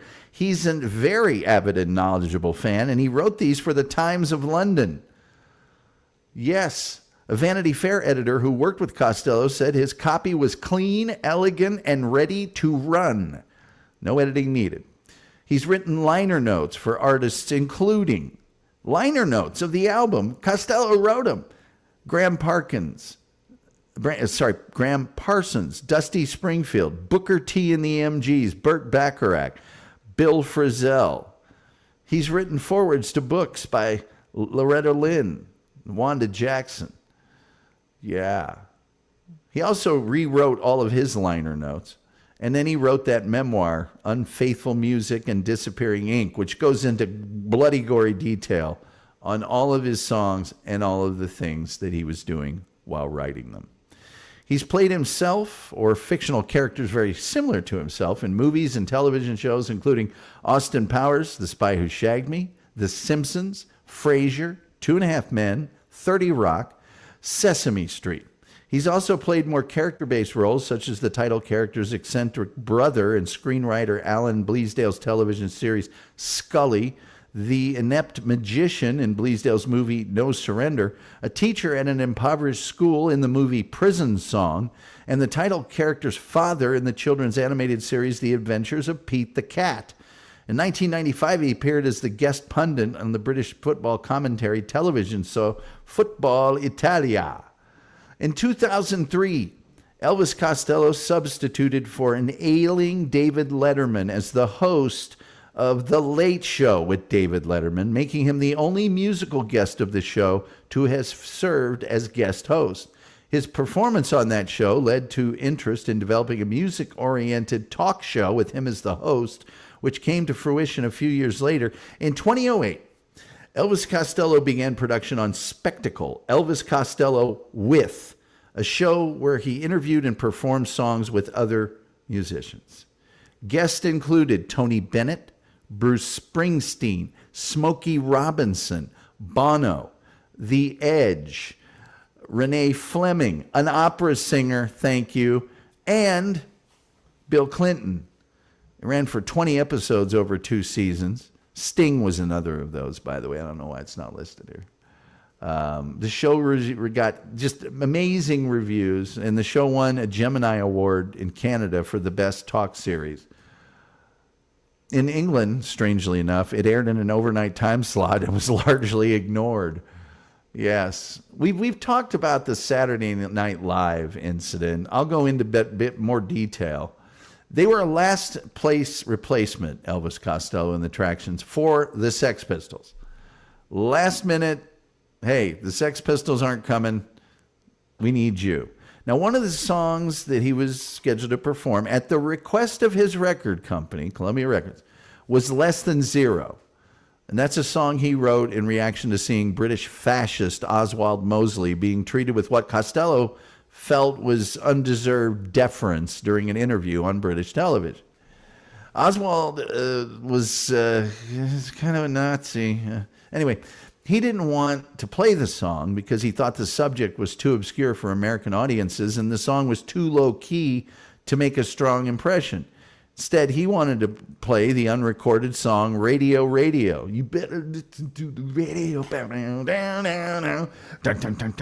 Anyway, during the live broadcast, he plays a few bars of Less Than Zero, then told the Attractions to play Radio Radio, which they played in its entirety. Now, this made Lorne Michaels, the show's legendary producer, go nuts because he was not prepared for the change, and it changed, and it hadn't been cleared by the censors. Keep in mind, NBC at the time was owned, God, there's a hair in my eye, which is almost the title to a Costello song.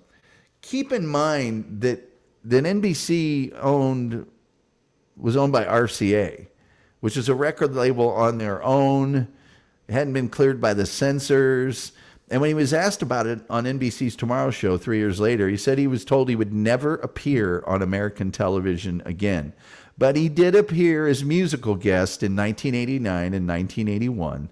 And although the incident provoked little comment at the time, by 1999 it became so well known that the Beastie Boys replicated it on the 25th anniversary special. Elvis Costello was an only child. He has some half-brothers from his dad's second marriage. All of those children are musicians. His first marriage, he married a girl he said that he had, hoped to marry when he was 14 years old. And they were at school together. They separated in early 1978, then reconciled, and then they separated permanently in 84 and got divorced in 88. His inability to remain faithful, according to him, was reasons that it ended, and it created a lot of turmoil and inspired a lot of songs. He began a romantic relationship with Cato Reardon, was a bass player for the Pogues, who he met in 84, and they exchanged wedding rings, and they presented themselves as husband and wife, but they were never legally married. In September of 2002, he ended the relationship. O'Riordan said that she was never married, that there was no piece of paper with marriage on it. They have no children. Since their split, both of them have described the union as unhappy. And in early 2003, he became engaged to and went on to marry singer and pianist Diana Krall. They have twin sons that were born in 2006. In July of 2018, he announced he had been successfully treated for a cancerous growth 6 weeks earlier and had to cancel the remaining dates of his European tour. He started performing again a few months later. In 2017, Costello helped establish the Music Treatment Foundation as a member of its board of directors. Foundation, based in Austin, Texas, helped an uninsured professional musician receive free orthopedic care for upper limb injuries, and he's performed many concerts for that organization. He sits on the advisory board of directors of the Jazz Foundation of America, which gives emergency financial support and other services to working and retired musicians. He is a vegetarian, and he teamed up with Paul McCartney to create an advertising campaign backing vegetarian foods by the Linda McCartney Foods brand. He's considered an expert in pop and rock music, and he's considered one of, if not the best songwriter of his generation. He's been summarized as the most evocative, innovative, and gifted songwriter since Bob Dylan, with songs that offer highly personal takes on love and politics. In 2015, Rolling Stone ranked him number 24 on the list of greatest songwriters of all time, calling him a songwriter of almost unparalleled versatility. His debut album, My Aim Is True, is considered to be one of the best debut albums in the history of rock music. On the 40th anniversary of that release, Billboard called it one of the most influential albums in the history of rock and punk, and one of the strongest debut albums in history. Although Costello never applied the term new wave to his music, his early records helped define the new wave music genre. Musical artists with little to no connection to the new wave have claimed influence by Elvis Costello. Bruce Springsteen has said that comments Costello made in the press criticizing Springsteen's early songs as overly romantic led Springsteen to write darker songs for his 1978 album Darkness on the Edge of Town. By the way, those two are now fast friends. Tom York of Radiohead called Blood and Chocolate the album that made me change the way I thought about recording and writing music. Liz Phair, in her appreciation of Costello for Rolling Stone, wrote, "I'd pay a great amount of money to audit a course taught by him." Suzanne Vega of the Go-Go's has called Costello one of the melodic geniuses whose music she listens to in order to stretch my sense of melody. Prominent artists in other fields have claimed influence or inspiration from Costello. Noted and lightly regarded radio host Tom Gulley has said, he's my favorite artist. Filmmaker and comedian Judd Apatow has called Costello a gigantic inspiration to me, and has suggested that he and other comedians are fanatical about his music because of the spirit of standing up for what you believe in and the humor in it.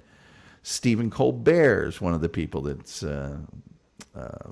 cited him as a tremendous influence. I'm not talking about him because the wolf's in the room and hates him. Novelists, visual artists, all sorts of people have cited him. I'm just going to go through a few of the awards. ASCAP Founders Award, Grammy Award, multiple Grammy Award, Grammy Hall of Fame, MTV Music Award, Rock and Roll Hall of Fame, Songwriters Hall of Fame, BAFTA Award, 4 Edison Awards, a Gemini Award, New Music Express Best Songwriter twice, Best Album once, Best of All Time. Best of all time. 5 albums on the New Music Express's 500 Greatest Albums of All Time. 4 albums on Rolling Stone's 500 Greatest Albums of All Time. Number 24 on the Greatest Songwriters. Honorary degrees, I mentioned those. I went through pretty much his whole catalog. I could go through all of his appearances as an actor. One of them they didn't mention here, though, was Talladega Nights as himself, the Ballad of Ricky Bobby. You know, he played himself a lot, okay? Played himself a lot. He's on a number of soundtracks. He did a great song called You Shouldn't Look at Me That Way for a great movie. If you've never seen this movie, you ought to give it a look. It's called Film Stars Don't Die in Liverpool, and it's about the last years of famous Hollywood actress and Academy Award winner Gloria Graham in the last years of her life. It's a really good movie. I could go on. I'm not going to go on. I've beaten you guys to death with my lifelong love affair with the music of Elvis Costello. It has been such an important part of my life, always a source of pleasure. Anytime I'm feeling down, anytime I've got something important to do, anytime I want a guaranteed go-to, I can select from this musical catalog and just be absolutely transformed. And isn't that what music's all about? And that's really all I have to tell you this evening about the man, the myth, the legend, Elvis Costello. We'll get to some of your comments very quickly. Oh, God. Rumpled loves My Brave Face. What a great song. What a great song. Greatest guitar player alive. I don't know what he's talking about there, but Scott LaRock is right. The best guitar player alive is probably some dude in the middle of nowhere we'll never hear. I think it's Mark Lafon, who I interviewed on this show. No, it's Roy Orbison. Roy Orbison isn't alive, though. Respect to Roy, though. It's a movie. 4.3 out of 10 IMB. All right. People saying hi. Scholar Rock, yes, by the way, glad to see you. Glad to see you. Fastest guitar alive. Yeah, isn't that where he's a guitar that shoots or something? I don't know. Now I see what you mean. Yeah, you guys gotta get there. You guys just a lot of corrections. Tim Jenkinson says, hopefully you won't need any Jag parts for the next 4 years, Tom. Trump put tariffs on foreign cars. I can get them here in the States. Don't you worry your pretty little head about that. I got a source. Blood and Chocolate was actually werewolf, not vampire. I've seen the movie. The album's better. Tim Jenkins says, sad bands aren't popular anymore. It really is. It really is. Rumble Trenchcoat says, it's always fun to hear someone who really cares about a subject do a deep dive. Oh, I could dive deeper than this. Much deeper than this. Anyway, the phone lines are open at 972-994-6822. We still do have those memberships. We still do have those super chats.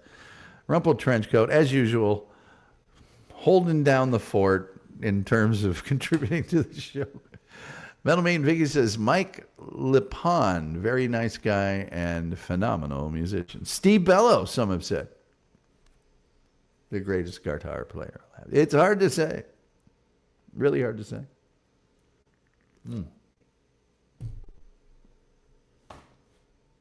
I'm spent. Are there any photos or anything I haven't got up on the screen? I think I put them all up here. I do. I've got more. That's probably good enough. Elvis Costello, though. I don't care what kind of music you like. He's done a version of it. If you want hard rock, he's done it. I don't know that he's done metal, but there's probably some metal-esque songs he's done. I know he's done country. He's done jazz. He's done...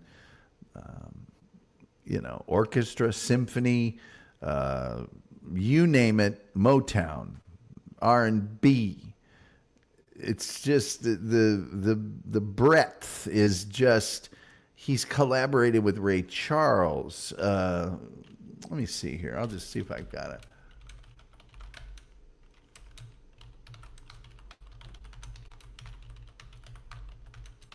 Gosh, I can type fast and good. Oh, we mentioned all of those. It's a detailed list. It says, well, thanks. Solomon Burke, Johnny Cash, Carole King, Chris Christopherson. It's too vast to even list all of the people, Burt Bacharach, all of the people that were on Spectacle. Let's see, Elvis Costello, Burt. Okay, there is a TV program, and I think you might be able to see. It's kind of a low quality video, but Elvis Costello and Burt Bacharach Sessions at West 54th. Sessions at West 54th. And it's them doing live with an orchestra all of the songs from their collaboration album, Painted from Memory. It's absolutely spectacular. Phone lines are open, 972-994-6822. So there's all I got to tell you about Elvis Costello. Tomorrow night, Lenny Bruce. I'm still waiting to hear from, because I'm trying to get this really special guest for next week. And I'm still waiting to hear back on whether that's happened or not. Doesn't look like it has. Well, it hasn't. I think I can get them at some point. I'm just waiting to see if it's going to happen next week. So tomorrow night, Lenny Bruce. Friday night, Ball Jars. Next week, let's see here. Upcoming. I don't know that these will all be next week. Carol Channing. I know that'll be down the road. CB Radios, that might be next week. Ren and Stimpy, Monty Python, Scott Pilgrim versus the World, Howard Cosell, or some such. We'll get some of that together. Funky Bronco's loving the episode today. Thank you, Funky Bronco. I appreciate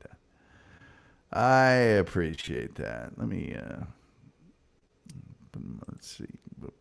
And by the way, Diane Krall, pretty good if you like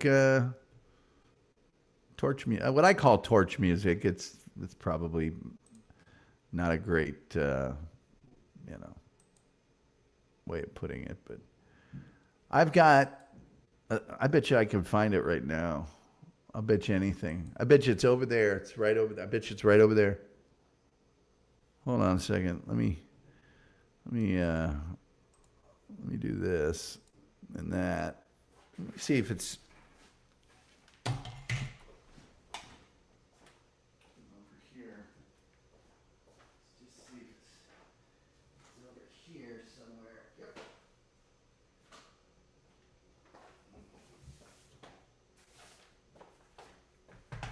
There's an Elvis Costello live performance. Somebody mentioned hearing him do a Beach Boys song from it, called Elvis Costello, A Case for Song. And I used to have that on VHS. It's really hard to find on DVD, but I do have this, and I highly recommend this. This is Elvis Costello and the Imposters live in Memphis. And it's from a very small club called the High Tone Cafe in Memphis, which is a legendary cafe. Legendary cafe. Emmylou Harris gets up and joins him. But it's got a little documentary on it of him and Steve Thomas traveling through Memphis and going to various clothing shops. He also buys a guitar at a secondhand shop that someone had written George Harrison's first guitar on. And he brings it up. He goes, I just bought this today. Cost $150. Says George Harrison's first guitar on it.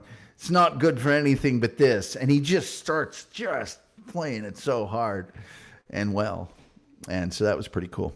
But you can see those things. And just, okay, the one thing that I didn't cover here that I need to talk about, because you can see clips of it like crazy.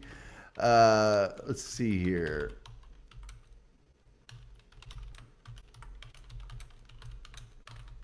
Let me see if I got it right. Okay. It's called The Spectacular Spinning Songbook. All right. And there's a DVD of this. Let me see. I'm looking at it right now. It's called The Return of the Spectacular Spinning Songbook Live. All right. I wish I could show the video of the trailer for it. I mean,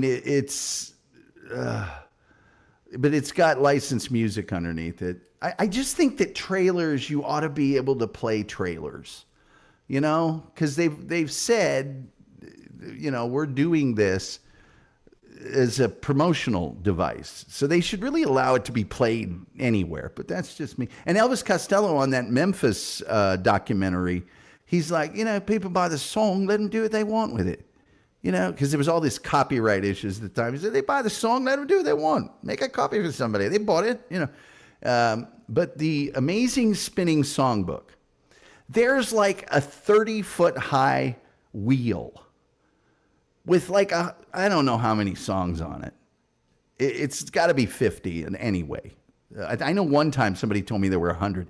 He spins it, and he brings people up out of the crowd to come up and dance and do. It is the most interactive thing you've ever seen. And then guess what? Guess what? At the end, special guests come up and join him. The Bangles.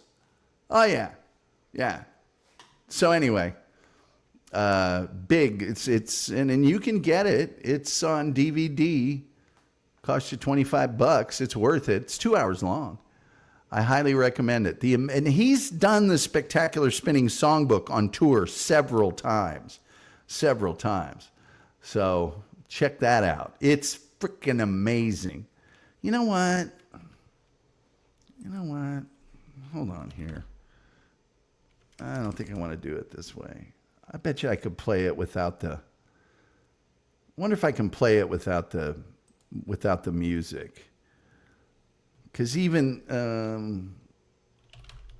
that would be pretty good.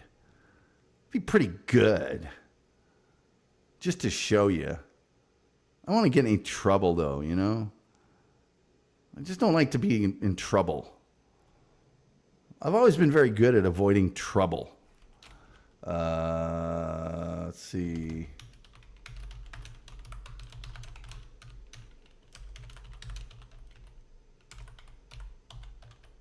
Let's see here if I can find this. Here it is. Let me see if I can turn this off fast enough to make the world happy. All right, let me. I started doing this in 1986. I'll stop it and I'll make it transformative and hopefully everybody will be happy, you know. And well, I don't want to do that. I want to do a different thing. Sorry, folks. Come on. Sorry, folks. Let's get rid of this. And now I'm back to here. And now I'm going to do this, and I'm going to do this, and I'm going to do this, and I'm going to do this. Okay. All right, let me see what this looks like real fast. I don't want to get in any trouble. Nobody wants to get any trouble, you know. Trouble's not my thing, you know. I don't enjoy trouble. I don't think anybody enjoys trouble, really, do they? I don't even want that. I want a big one. Is that where we need to be? I think that's where we need to be. All right, so this is him doing it in Liverpool back in the day. And there it was. I don't want to get in any trouble. I mean, come on. The last thing I need is Elvis Costello mad at me. Please. Please. That's the last thing anybody needs. Let me see. There's Rumpled Trenchcoat. You're welcome, Funky. Stop saying trouble, you jerk. Well, that's what I don't want to get in trouble. That'd make me a real jerk. But anyway, you should go buy that. You should go get that. I should get it. I don't have it. I should have it, but I don't have it. But I should have it. I should have gotten it a long time ago. I didn't even realize there was I just thought it was like music clips and downloads and stuff from a TV show. I didn't realize it was available commercially. And you can't get it on Blu-ray, just DVD. Not that I care. Because I don't care. By the way, parts of this, if you can find this, the version of Delivery Man, the song Delivery Man on this is just amazing. Anyway, again, I'll just say it again. I said at the top of the show, I've been very blessed.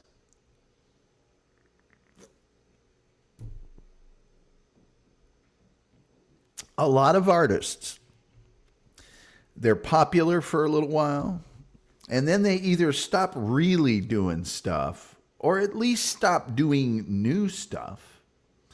And, you know, someone's texting me details to a strike on oh, never mind. They stop doing stuff or stop really doing stuff, or they retire or whatever they do. This guy, for the last 40, 50 years, has continued to just do stuff. You know, new movies, new this, new that. And that's been a blessing for me. So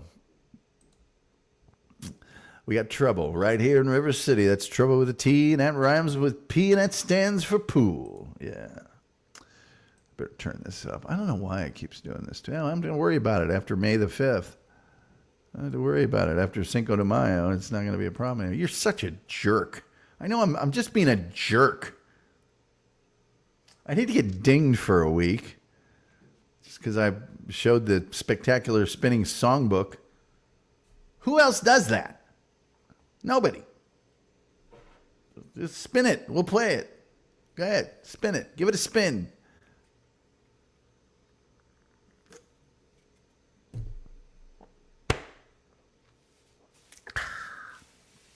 Well, I guess I'm going to, no calls. I guess I'll shut the phone lines down. I've tortured you guys enough with this 2-hour show.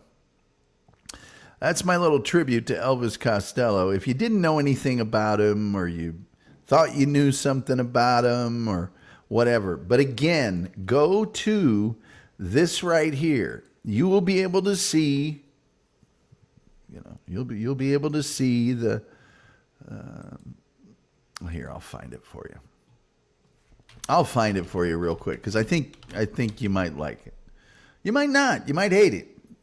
It might just be for people who like Elvis Costello. I don't know. There's a whole bunch of playlists. And by the way, Elvis Costello's own YouTube page is a place to go and just, find a lot of this music and play stuff. There you'll find his greatest hits albums and a lot of other things. So let's see here. No. Come on, load.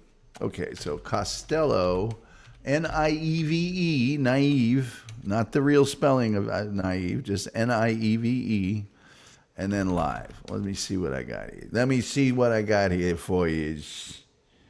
Yeah, let me see what I got here for you. Come on, it's 2 hours long. Sounds off, so I'm not going to get hurt there. All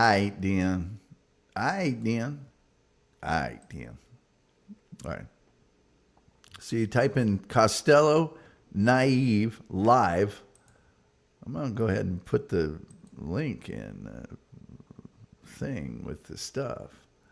Boom shakalaka. Boom shakalaka. Boom. What do we got here? Anyway. Let's just put this in here like this. Boom. Now, this is all live stuff, so it's just two guys, so it's not going to be a lot of rock and roll. But okay, so there's that. And I'm going to share the screen here real quickly. I'm going to share the screen real quickly. Share. Man, why you do this to me? Dee-me, why you do this to me, Dee-me? That's what it'll look like on YouTube. That's the artwork type thing, okay? So 2 hours worth of stuff. And by the way, I think it's done so that you can click, you know those things where they hyperlink it and you can click to the song you want? If you feel like it, man. If you feel like it. Some of these albums, that's the thing. So, you know, if you get something that's too slow and melodic, which he's really good at, then you can find another album like Blood and Chocolate or something that's a little more in your face. Or Brutal Youth would be another good one, probably. So, yeah. I want you to like it because I like it. All right, tomorrow's Lenny Bruce and Friday Ball Jars. Thank you so much for being here and sitting around for a couple of hours this evening. You guys are the best. You're the ones that make the show go. I can't tell you how much I appreciate you being here. Without you, there'd really be little to no reason for me to do the show, would there? Oh, Elvis Costello shirt, by the way. There we go. So thank you, as always. Tell a friend, tell an enemy, tell somebody. The old clock on the wall says, well, like the Reverend Al Green, it's time for me to get on up out of here. You do not have to go home, but you can't stay here, sadly. No. I guess the only thing left to say is, till next time, we'll see you next time.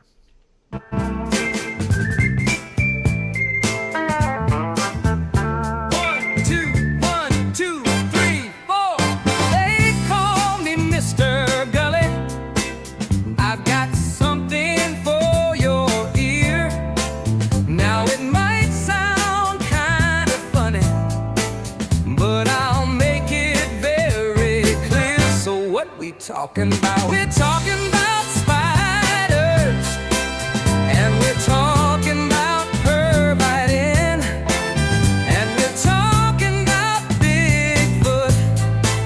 I'm here to tell you where he's been. They call me Mr. Gulley.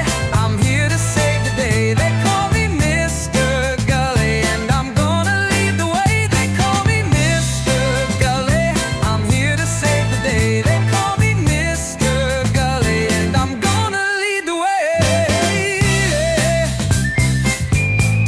Here we go now. I'm talking about Mr. Gulley, and you don't know where he's been. Oh no, he's been right in your alley. Well, I'm Mr. Gully, yes I am. So what we're talking